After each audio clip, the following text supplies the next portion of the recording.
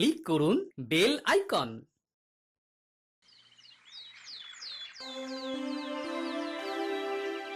আমি আর এভাবে কাজ করতে পারছি না মহারাজ। আমার এ রাজ্যের মন্ত্রী হিসেবে খুব অপমানিত বোধ হচ্ছে। বেশি চুরি চামারি করলে অপমানিত বোধ হয় স্বাভাবিক। কি বললে? হ্যাঁ, আমি চোর? ও সব বাদ দাও তো, আগে বলো তোমার কি সত্যি বোধোদয় হয়েছে? বোধোদয় হলেই ভালো। কারণ চুরি যাওয়া মোহরের পরিমাণ তো ওদিকে আকাশ ছুঁই ছুঁই। এসব কি বলছেন মহারাজ? দেখো মন্ত্রী, বেশি ভণিত আমার ভালো লাগে না। যা বলার তা তাড়াতাড়ি বলুন মন্ত্রীমশাই। এ রাজ্যের একজন ভাঁড়ের বেতন মন্ত্রীর বেতনের প্রায় সমান সমান। তাদের দুজনের বেতনের ভেতরে ফারাক প্রায় নেই বললেই চলে। আমি তো ভাবছি ভাঁড়ের বেতন এই মাস থেকে মন্ত্রীর বেতনের থেকেও বেশ কিছুটা বাড়িয়ে দেব। মহারাজ, আমি বলতে বাধ্য হচ্ছি, আপনি কিন্তু একটু বেশি পক্ষপাতিত্ব করছেন। কোন রাজ্যে এমনটা হয় না। মন্ত্রী মশাই রাগ করবেন না, আপনি একটু খোঁজ নিলে এটাও জানতে পারবেন যে অন্য রাজ্যের ভাঁড়ের বেতন আর মন্ত্রীর বেতনের ভিতরে কেন অত্যধিক ফারাক রয়েছে। এটা আবার খোঁজ নেওয়ার কি আছে? অন্য রাজ্যের রাজারা তো আর সবাই নির্দিষ্ট একজনের প্রতি পক্ষপাতিত্ব করেন না, তাই সেখানে সবাইকে তাদের পদ অনুযায়ী বেতন দেওয়া হয়। ভুল কথা। আসল সত্যিটা হলো আমার রাজ্যে মন্ত্রীর থেকেও একজন ভাঁড় বেশি কাজ করে, আর অন্য রাজ্যে তো আর সেটা হয় না। বরং আমাদের মহারাজকে এদিক থেকে ভালো বলতে হবে, কারণ উনি কাজের ভিত্তিতে বেতন দেন না। কি সর্বনাশ! যদি মহারাজ কাজের ভিত্তিতে বেতন দিতেন তাহলে মন্ত্রীমশাই ঘরে একদম শূন্য বেতনে যেতেন। মহারাজ, আপনিও হাসছেন? কোথায় আমার অসুবিধাটা একটু বোঝার চেষ্টা করবেন। দেখুন মন্ত্রী মশাই, আপনি না। থামো গোপাল, থামো। তোমার ওই মাথা ভর্তি টাক আর হাতির মতো। মন্ত্রী, তোমার এতবার বেড়েছে, নিজে একজন সভাসদ হয়ে আরেক সভাসদের চেহারা নিয়ে ব্যঙ্গ করছো। ছি ছি ছি ছি। না না না না না না, এসব আমি একদম বরদাস্ত করব না। বেরিয়ে যাও, বেরিয়ে যাও আমার সভা থেকে। যাও যাও। মহারাজ, মহারাজ, আমার কথাটা একবার শুনুন মহারাজ। না না, আমার আর কিচ্ছু শোনার নেই মন্ত্রী। তোমার মন কুমানসিকতায় ভরে গেছে। তোমার শুদ্ধাচারের প্রয়োজন। তুমি যদি নিজেকে এই ধরনের মনোবৃত্তি থেকে শুধরে নিতে পারো, তাহলেই আবার এই রাজসভায় ফিরো, না হলে নয়। আমায় মাফ করে দিন মহারাজ, এমনটা আর হবে না। ওই যে বললাম, নিজেকে পাল্টাতে পারলে ফিরে এসো। তুমি এক কাজ করো, তীর্থে যাও, মনকে শুদ্ধ করো, তারপর ফিরো। আর হ্যাঁ, অশুদ্ধ মন নিয়ে শুদ্ধতার ভান করে এই রাজ্যে প্রবেশের পর যদি কোনো বাজে কাজে ধরা পড়ো, তাহলে মনে রেখো, তখন এই রাজ্য থেকে সোজা বার করে দেব। যাও যাও, এক্ষুনি বেরিয়ে যাও।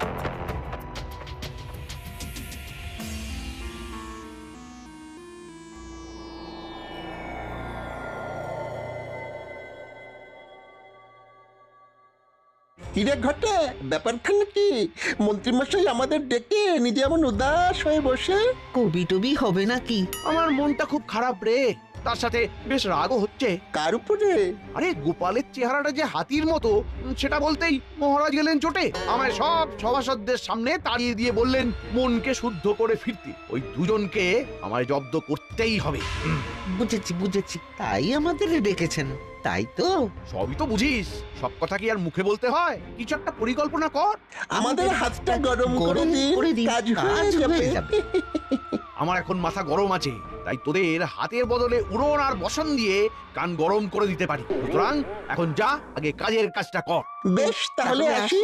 কাল ভোরে এই পরিকল্পনা করে আপনার বাড়ি যাচ্ছি। বেশ হয়েছে, বেশ হয়েছে। মহারাজ মন্ত্রীকে বার করে দিয়েছেন। হ্যাঁ, মানুষের চেহারা ভারী হতেই পারে, তা বলে এমন কথা কেউ বলে? মন্ত্রী মশাই বরাবর অমন স্বভাবেরই লোক, বুঝলে। যাদের স্বভাব এমন হয় তারা হাজার চেষ্টা করলেও সহজে বদলায় না। হ্যাঁ, গিন্নি, চেষ্টাটাও সৎ হতে হয়, না হলে এরকমও মানুষ করে যে ভিতরে ভিতরে কোনো চেষ্টা করে না, এদিকে মুখে বলে চেষ্টা করেও কোনো লাভ হচ্ছে না। মানুষ চেষ্টা করলে সব পারে গিন্নি। তোমার সাথে মন্ত্রী মশাই এরকম করলে না আমার খুব খুব রাগ হয়। হ্যাঁ না, এর জন্য আমার কোনো আক্ষেপই নেই গিন্নি। আমি আমার রাজ্যকে ভালোবাসি, তাই করি। তাছাড়া একজন রাজ্যবাসী হিসেবে এটা তো আমার কর্তব্য। সত্যি, তোমার জন্য না আমার না খুব গর্ব হয় গো। আর আমারও তোমার জন্যে।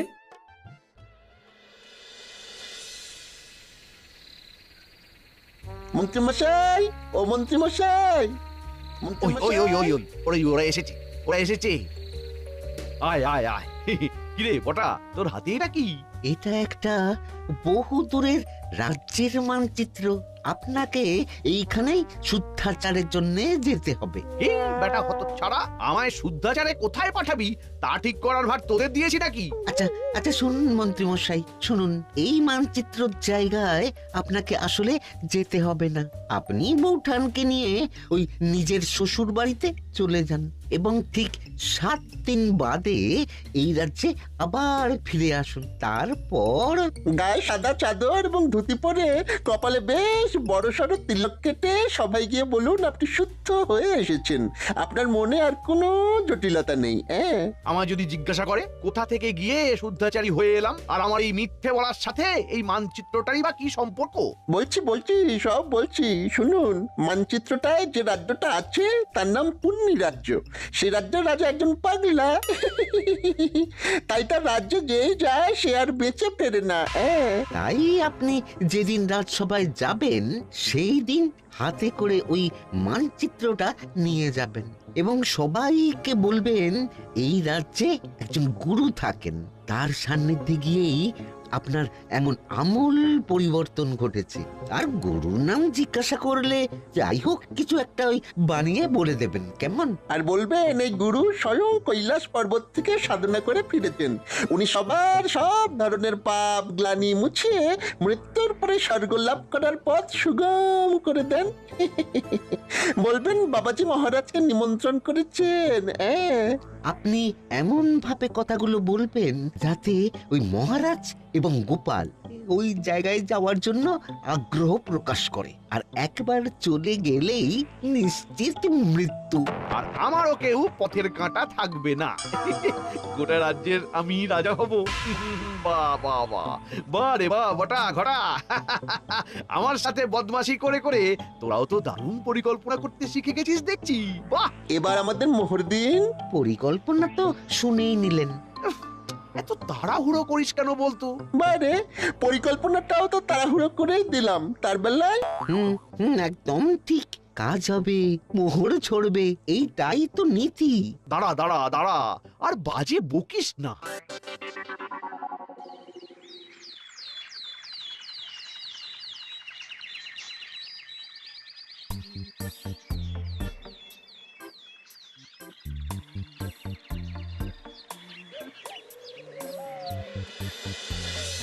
কি বলছো গোপাল? মন্ত্রী সত্যি সত্যি মন পরিশুদ্ধ করতে তীর্থে গেছে? আগে হ্যাঁ মহারাজ, নিজের চোখে দেখে এলাম। বাড়িতে তালা ঝুলছে, আর পাড়া প্রতিবেশীদেরও নাকি বলে গেছে যে সে নিজেকে পরিশুদ্ধ করতে স্ত্রীকে নিয়ে দিন সাতেকের জন্য তীর্থে যাচ্ছে। বাবা, আমার এক কথাতেই যে মন্ত্রী এভাবে তীর্থে যাবে ভাবতেই পারছি না। যাকে এখন মন্ত্রীর সুমতি হলেই হলো, কি বলেন? যা বলেছো। আচ্ছা মহারাজ, আমি তাহলে আজ আসি। হ্যাঁ, বেশ বেশ বেশ। ও গোপাল, একটা কথা ছিল। বলুন মহারাজ। বলছি যে যতদিন না মন্ত্রী ফিরছে তুমি কি আমার রাজ্যের নতুন মন্ত্রী হবে? ও বাবা, ক্ষমা করুন মহারাজ, আমি এই রাজ্যের ভাঁড় হিসেবেই ঠিক আছি। ওইসব ভারী ভারী পদে আমায় বসাবেন না মহারাজ। আমি জানতাম তুমি ঠিক এই উত্তরটাই দেবে। বেশ গোপাল, ঠিক আছে, তুমি এখন আসতে পারো।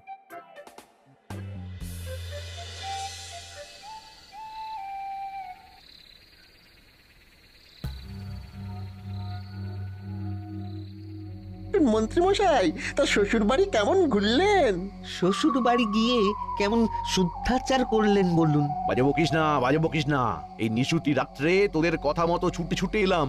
এই দিকটার কেমন পরিস্থিতি সেটা আগে বল শুনি। মহারাজ গোপালকে রাজ্যের নতুন মন্ত্রী করতে চেয়েছিলেন, কিন্তু গোপাল রাজি হয়নি। এই গোপালটা মহা বদমাস। ওকে এই রাজ্য থেকে না তাড়ানো পর্যন্ত আমার শান্তি নেই। কালকে থেকে সবাই গিয়ে আপনি তো আপনার ওই নতুন রূপ দেখাবেন, সবাই দেখবেন গোলে জল। সবাই ভাববে আমি আমার সব জটিলতা কুটিলতা ঝেড়ে একদম শুদ্ধ মনে তীর্থ থেকে ফিরে এসেছি। হ্যাঁ মন্ত্রী মশাই, এদিকে আপনার জন্য একেবারে সাদা বস্ত্র প্রস্তুত করে রেখেছি। সকাল হলে সেই বস্ত্র পরে কপালে তিলক কেটে সবাই যাবেন, কেমন তো? এবং বলবেন হরে হরে হরে হরে। এই নিমিত্ত মাত্রকে মাগো ক্ষমা করে দিও। আর মনে করে মানচিত্রটা কিন্তু নিয়ে যাবেন। মনে রাখবেন, ওইটাই কিন্তু মহারাজ এবং গোপালকে চিরতরে বিদায় দেওয়ার জন্যে মূল অস্ত্র। আচ্ছা আচ্ছা আচ্ছা, বুঝেছি বুঝেছি। আমি এখনো অতটাও বুড়ো হইনি যে মানচিত্রের ব্যাপারটা বেমালুম ভুলে যাব।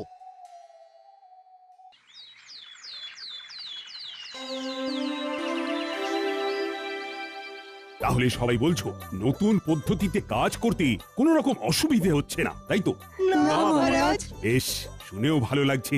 তোমরা এভাবেই সবাই একে অপরের পাশে থেকে মন দিয়ে কাজ করে যাও। হ্যাঁ মহারাজ।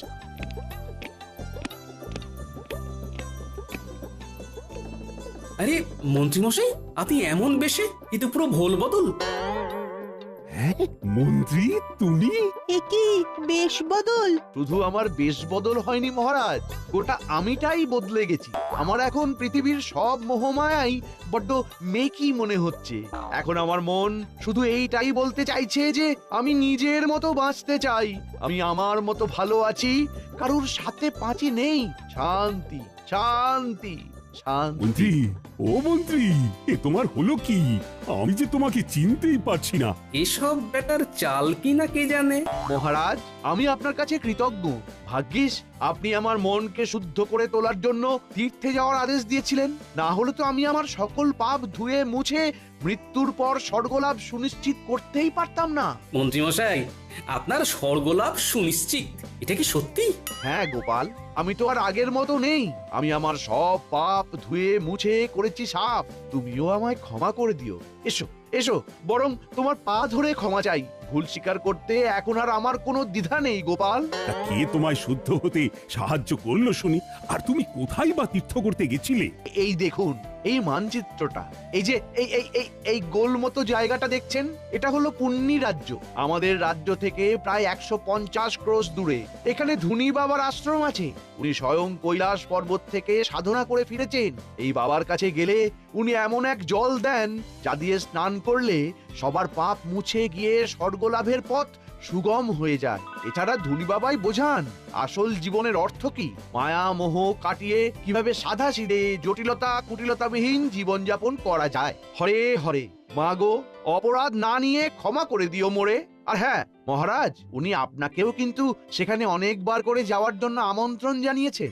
আমিও নিজের জীবনে অজান্তে কতই না পাপ করে ফেলেছি, তাই সেই সব পাপের বোঝা ছেড়ে ফেলে আমিও আমার মৃত্যুর পর স্বর্গলাভ সুনিশ্চিত করতে চাই। মন্ত্রী, আমি ধনী বাবার আশ্রমে গিয়ে জীবনের আসল অর্থ বুঝতে চাই।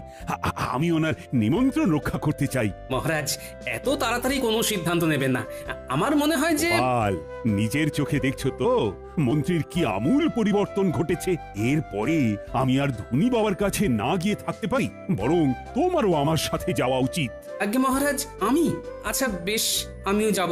আমরাও যাব মহারাজ। না না না, দেখো, সবাই মিলে এক্ষুনি গেলে হবে না। আগে আমি আর গোপাল ঘুরে আসি, তারপর তোমরা দলে দলে যেও।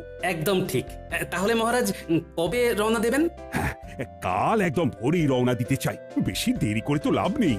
আচ্ছা মন্ত্রী, আমি যেহেতু কদিন থাকছি না, তাই তুমি একটু কষ্ট করে রাজ্যটা সামাল দিও, কেমন? মহারাজ, আমায় আবার এসবের মধ্যে কেন জড়াচ্ছেন? রাজ্যপাঠ আমি যে দিয়েছি ছেড়ে। এই কটা দিন একটু সামলে দাও মন্ত্রী, আমি কিছু শুনতে চাই না। বেশ মহারাজ, আপনি যখন বলছেন তখন তাই হোক। ও মন্ত্রী, আরেকটা কথা, বাবার কাছে যাওয়ার জন্য কি কোনো রকম বিশেষ নিয়মপত্র আছে? মহারাজ, সমস্ত অহংকার ছেড়ে, রাজবেশ ছেড়ে, সৈন্য ছাড়া একদম আর 5টা সাধারণ মানুষের মতো পায়ে হেঁটে যান, তাহলেই দেখবেন বাবা আপন করে নিয়েছেন। বুঝে গেছি বুঝে গেছি।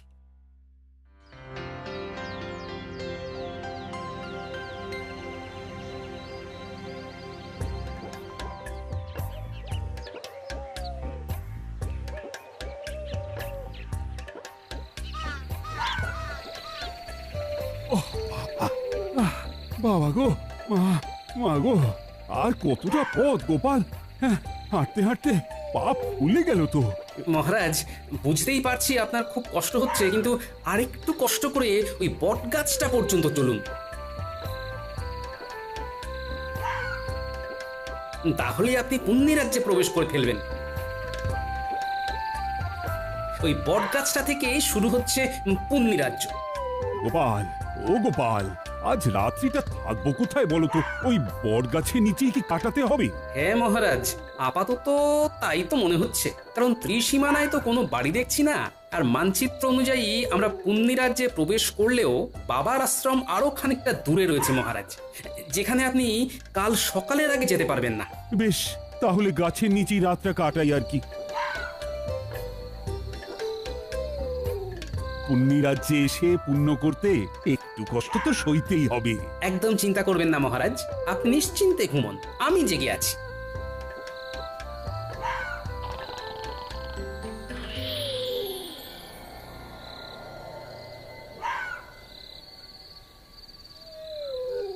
মহারাজ তো ঘুমোচ্ছেন দেখছি, এদিকে ভোর হতেও খুব দেরি নেই, আমি বরং এই সুযোগ একটু ঘুমিয়ে নিই। এই গবা, কি করবি বলতো? রাত তো শেষ হতে চললো, এখনো আমাদের ওই দুজনের মধ্যে কেউ একটাও চোর ধরতে পারলাম না। দেখাবা, এরকম আমাদের পাগলা রাজার মতন কাউকে নিয়ম তৈরি করতে দেখেছিস? কি যে নিয়ম, প্রত্যেক প্রহরীকে কিনা বাধ্যতামূলক ভাবে প্রতি রাত্রে একটা করে চোর ধরতেই হবে। সত্যি আপাদ মস্তক খ্যাপা রাজা। আরে আরে ওই গবা, ওই দেখ, দুজন লোক বট গাছের নিচে শুয়ে, ওদেরকে ভিনদেশি চোর বানিয়ে ধরে নিয়ে যাবি? তাই করি চল, না হলে আমরা আপাদমস্তক পেটে মার খাবো। চল চল প্রহরী বেটাদের। এই কে কে কে তোমরা হাত পা বাঁধছো কেন? আমরা কিছু করিনি, আমাদের বেঁধো না, ছেড়ে দাও। চল বেটা চল, চোর সাজবি চল।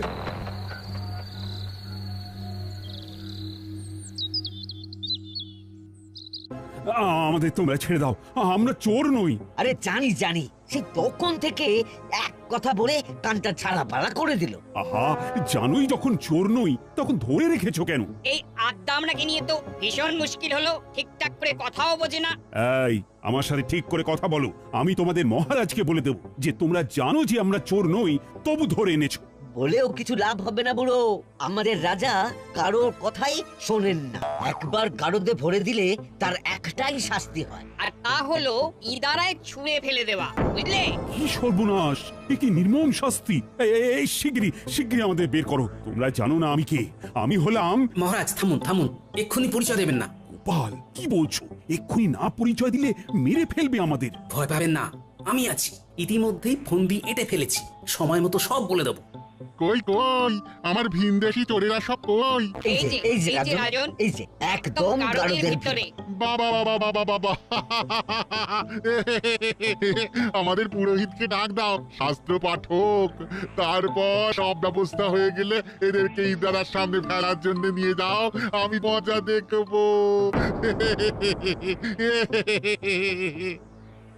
গোপাল, তুমি সব শুনলে তো? ভয় নেই, আমি আছি মহারাজ।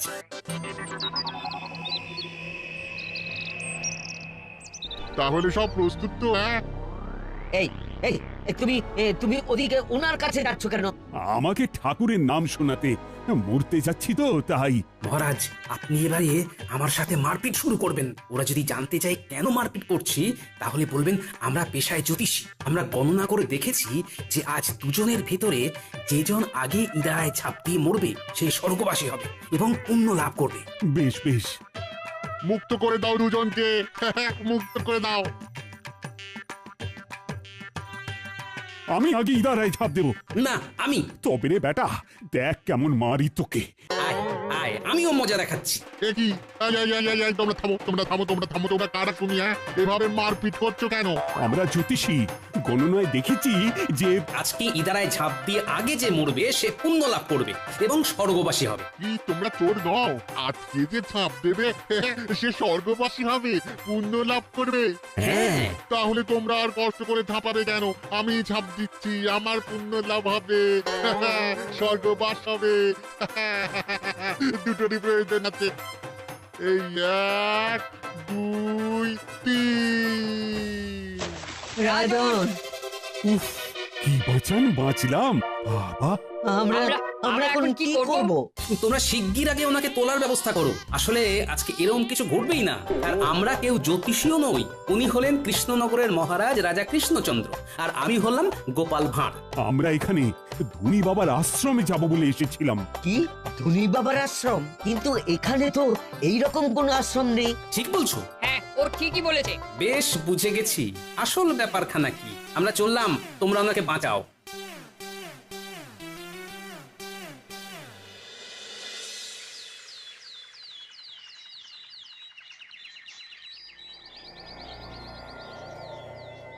রে তাহলে এই দুদিনে দুজনেই পটকে গেছে বল? পাগলা রাজা কাউকে আস্ত রাখে না, সবাইকে জোর অপবাদে ইনারাই ফেলে মারে। সব এখন ছাড়তো। এইদিকে ওই দুদিনের ভিতরেই মন্ত্রী মশাইয়ের চুরি করা মোহরের সংখ্যা দেখো, ৯ করে ৭০০টা। কি কাণ্ড দেখেছো? সব বেটা মন্ত্রীর ভড়ংবাজি। চলুন এবার ভিতরে যাই।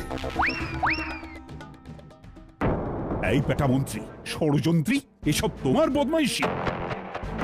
চলুন মন্ত্রী মশাই, এবারে আপনাকে ইদারায় ফেলবো। ওরে বাবারে, ওরে বাবারে, ভূত ভূত ভূত ভূত!